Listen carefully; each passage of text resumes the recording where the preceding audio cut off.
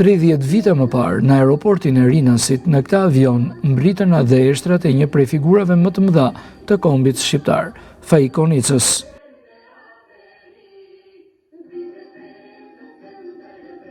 Ky amanet u bë realitet fal përpjekjeve të 22 shqiptarëve nga të gjitha trevat shqiptare, të cilët jetojnë në Shtetet Bashkuara të Amerikës dhe u bashkuan për të kthyer Konicën në vendlindje.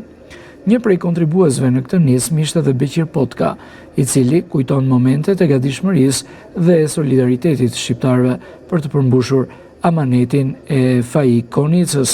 Me rëndësishme për mua ishim 3 korçar, Anton Athanasi, që ai nuk jeton sot, që ishte mi vjetri, Zoti Bardha dhe unë që isha miriu të asaj kohe 27 vjetë. Dhe ishim gati 22 veta, po këta korçar të mbaj mend të tjerët ishin nga gjithë trojet shqiptare. Më vjen shumë keq që asnjë pushtet, asnjë qeveri nuk e ngrej këtë përvjetor, qoftë të lindjes, qoftë të ndrimit të tij ta festojnë. Më vjen shumë çudi nga njerëzit më të mëdhenj që njohin Shqipërinë me botën. Dhe bamirësia e atyre 22 shqiptarëve bashkë me veten time që arritëm qëllimin që erdhën.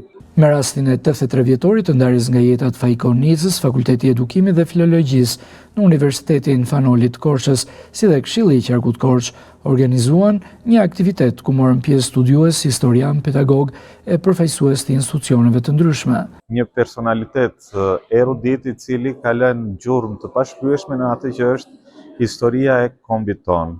Dita e sotme është një ditë e cila shënjon edhe atë përkushtim që një institucion si universiteti duhet të ketë për personalitetet të kulturës shqiptare, të cilët duhet të shëmbëllejnë me dritën e tyre pavarësisht se jeta e tyre fizike toksore është e zauruar në këtë botë.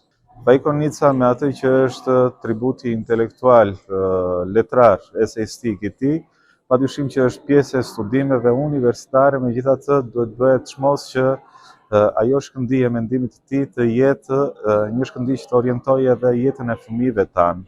Për organizatorët, figura e Faik Konicës mbetet ndër më emblematiket e historisë shqiptare dhe vepra e tij ka ende shumë për të thënë. Në një përvjetor si ky theksohet se duhet të kishte edhe aktivitete shtetërore, pasi figura dhe kontributi i Faik Bej Konicës i kalon kufijtë e një krajine apo institucioni dhe përfaqëson mbar shqiptarinë.